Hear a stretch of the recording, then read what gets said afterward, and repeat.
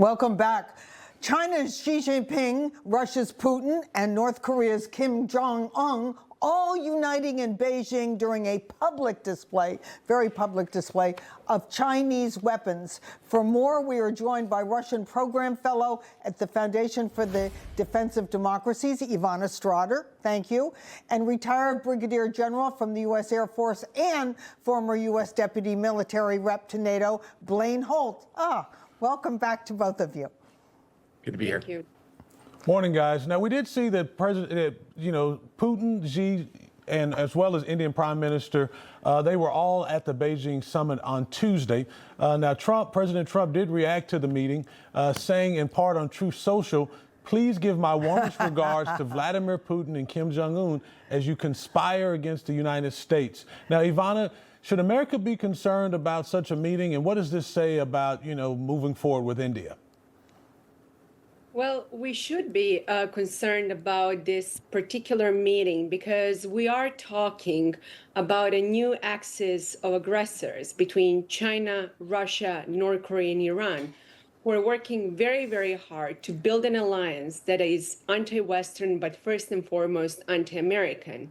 And just the very first fact, just a few days ago, China and Russia signed more than 20 bilateral agreements. Tells you all you need to know what they're plotting. Certainly, we have a lot of cards to counter that alliance. And I truly hope that President Trump in the coming months and years that he will take advantage of that position. Trump has also called on Europe for increased economic pressure on China for its support of Russia. Blaine, what do these measures mean? What kind of weapons do we have to fight this? Well, so everybody seems to be getting really giddy about this thing called secondary sanctions. The problem is strategically that may not work out for Europe very well.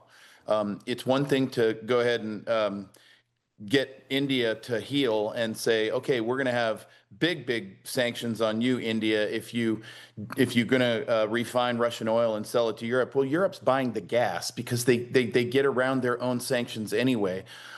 With China, we do need a tougher line, and I'm a little bit concerned about some of Commerce Secretary Lutnick's really sympathetic type of stances towards Chinese student visas and the like.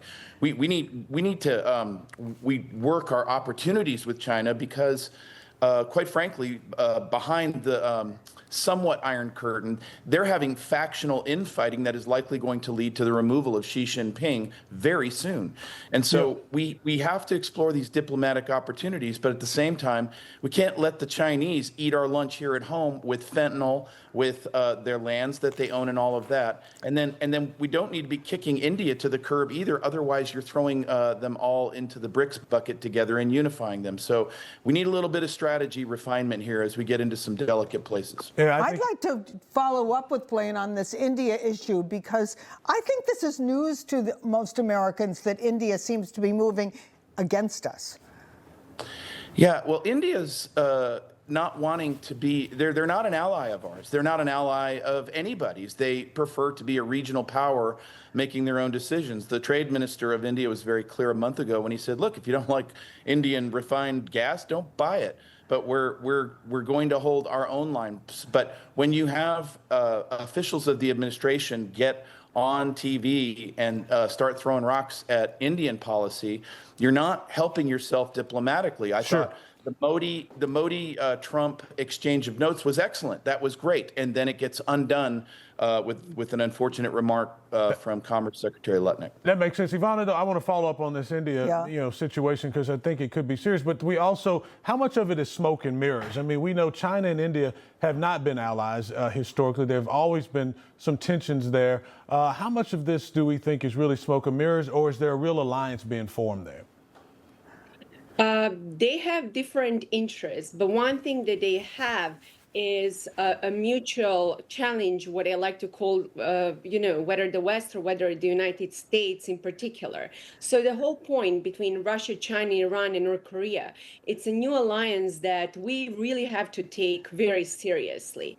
Because even though many people in the West can laugh about BRICS or what happened just last week, the world really doesn't revolve around Brussels or Washington. They're building their own alliance with the global South, with BRICS, and that's precisely why we need to take things seriously, because they do want to change the global order. They do want to establish a multipolar world and to challenge the United States. So we do have to take this thing very, very seriously. Blaine, a final word from you, and just address this, please. We get almost all our pharmaceuticals from China or India. If they're both against us, where are we going to get them?